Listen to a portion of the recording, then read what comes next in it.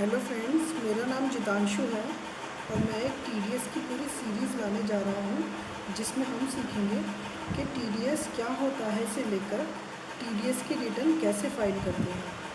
इसमें हम सीखेंगे कि टीडीएस कौन काटता है, टीडीएस क्यों कटता है, टीडीएस जिस पर्सन का कटता है वो कैसे क्लेम कर सकता है अपना टीडीएस गवर्नमेंट से, पैन नंबर क्या होता है, डिडक्टी एंड डिडक्टर क्या होता है, आरपीयू यूटिलिटी क्या होती है, फॉर्म 24 क्यों क्या होता है, फॉर्म 26 क्यों क्या होता है, फॉर्म 27 क्यों क्या होता है, फॉर्म 16 क्या होता है और फॉर्म 16A क्या होता है, ये सब। ठीक है, तो चलिए वीडियो को स्टार्ट करते हैं बिना टाइम वेस्ट किए। तो सबसे पहले हमारा जो आता है वो आता है टीडीएस क्या होता है। मैं आपको आसान शब्दों में बताऊं, टीडीएस इनकम टैक्स का एक पार्ट है, क्योंकि गवर्नमेंट कहती है मैं नहीं जानती कि कोई भी थर्ड पर्सन जो अपनी इनकम अर्न कर रहा है कि वो इनकम टैक्स भरता है या नहीं। इसलिए जो सेकंड पार्टी है वो टीडीएस डिडक्ट करेगी उस थर्ड पार्टी का और गवर्नमेंट को जमा कराएगी। चलिए दोस्तों, से एक एग्जांपल से समझते हैं। मान लीजिए मिस्टर अतुल हैं, उन्होंने एफडी कराई है 5 लाख की बैंक में। ठीक है, उस पर उन्हें इंटरेस्ट मिलता है 10% पर एनम, जो कि होता है 50,000 रुपये।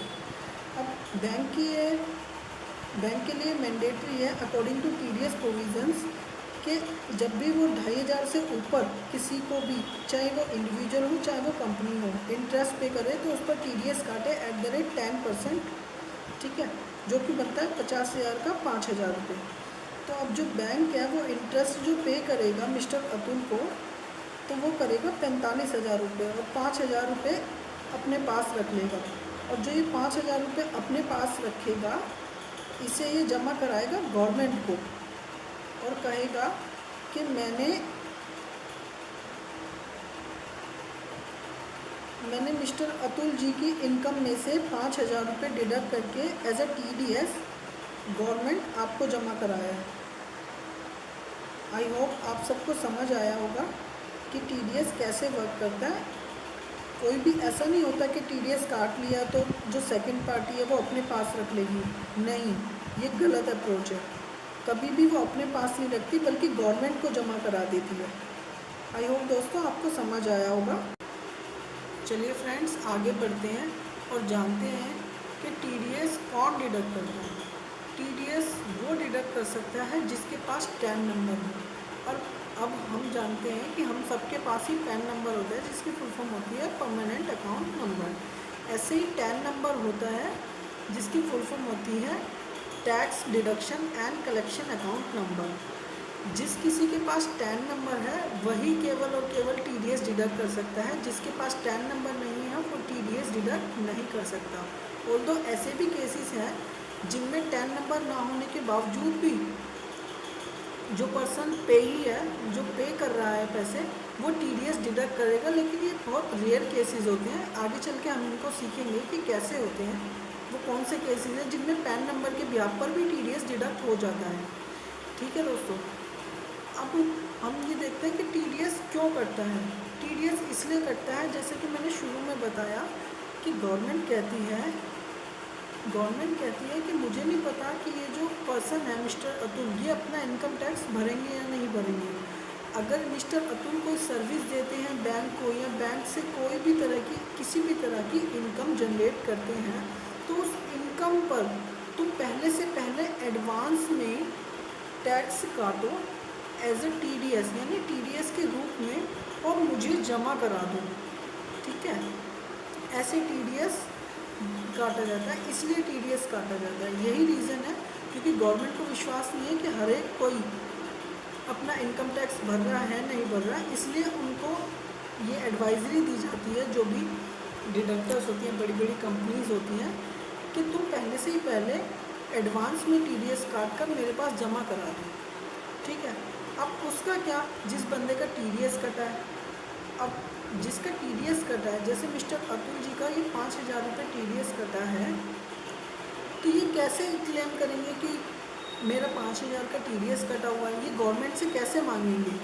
इसी के लिए जब बैंक टीडीएस डिडक्ट कर लेगा तो फॉर्म 16A जनरेट करके वो मिस्टर अतुल को प्रोवाइड करेगा एज अ सर्टिफिकेट कि you can claim this TDS from government on behalf of this certificate, कि आप इस सर्टिफिकेट के बिहाफ पर आप गवर्नमेंट से अपनी इनकम टैक्स रिटर्न फाइल कर कर अपना 5,000 का रिफ़ंड, अगर आपकी इनकम टैक्सेबल नहीं है तो आप जो आपका 5,000 का TDS कटा है वो रिफ़ंड ले सकते हैं गवर्नमेंट से।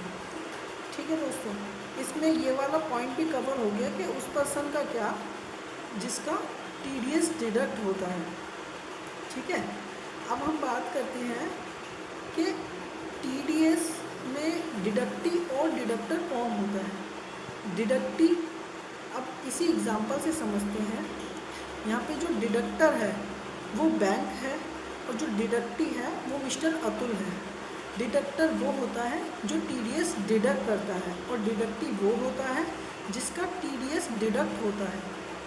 आई होप दोस्तों आपको समझ आ रहा होगा। हम आगे बढ़ते हैं। अब RPU यूटिलिटी क्या होता है। RPU यूटिलिटी TDS रिटर्न बनाने के लिए फ्री ऑफ कॉस्ट गवर्नमेंट की तरफ से एक यूटिलिटी है जिससे TDS रिटर्न्स बनती है। आगे चल के हम देखेंगे कि RPU यूटिलिटी से कैसे रिटर्न्स बनाते हैं। चलिए दोस्तों अब आगे बढ़ते हैं और जानते हैं कि फॉर्म 24Q क्या होता है।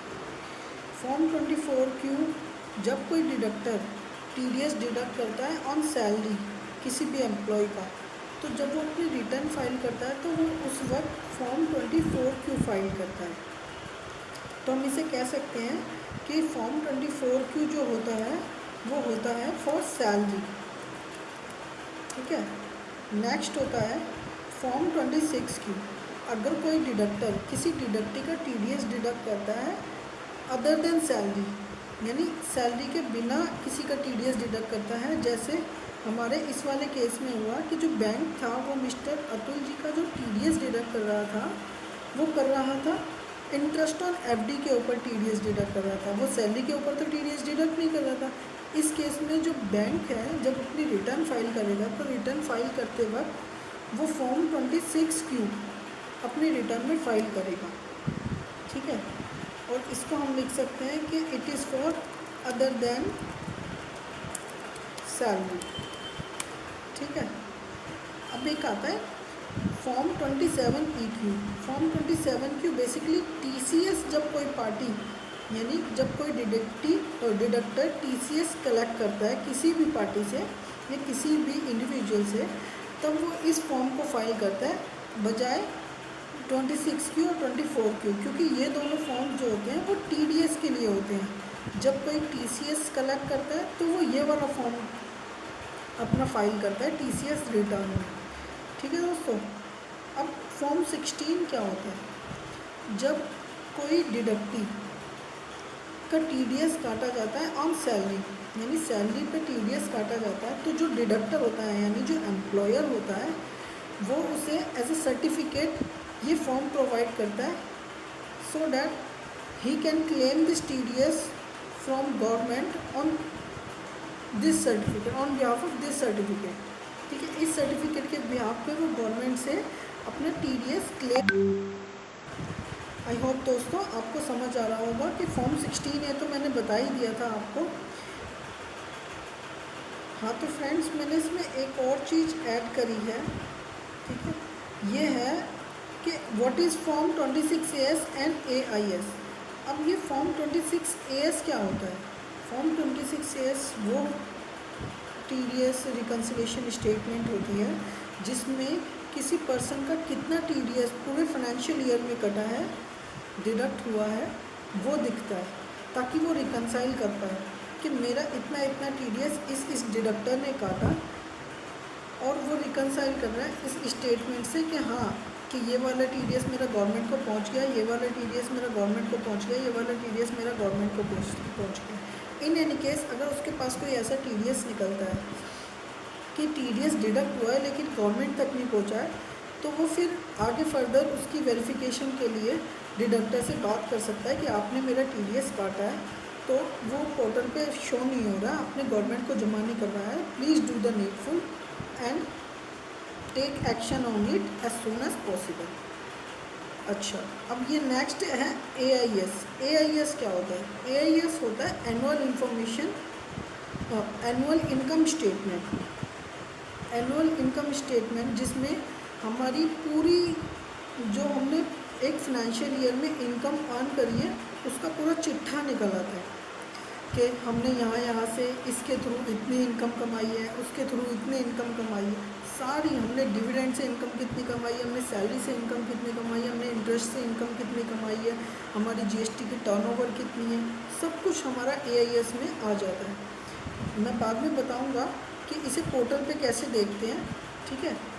अब कहते हैं, अब लास्ट है जो हमारा पॉइंट बचता है, how a person can claim his and her TDS from government. एक पर्सन अपना TDS और TCS जो भी कटा है उसका, जो भी डिडक्ट हुआ है, वो गवर्नमेंट से कैसे क्लेम कर सकता है? वो गवर्नमेंट से अपनी इनकम टैक्स रिटर्न फाइल करके क्लेम कर सकता है अगर उसकी इनकम टैक्सेबल नहीं है तो। अगर उसकी इनकम टैक्सेबल है तो फिर जो टैक्स जमा हुआ है वो उस टैक्स की जगह एडजस्ट हो जाएगा जो उसे इस वक्त पे करना था। आई होप आप समझ रहे होंगे मैं क्या बताना चाहता हूँ, क्योंकि TDS का मतलब ही ये होता है कि एडवांस में इनकम टैक्स जमा हो जाना। और मैं आशा करता हूँ कि आपको मेरा समझाया हुआ समझ आया होगा, और अगर मेरी वीडियो अच्छी लगती है तो प्लीज़ चैनल को सब्सक्राइब करें, वीडियो को लाइक करें और अपने और भी दोस्तों के साथ शेयर करें।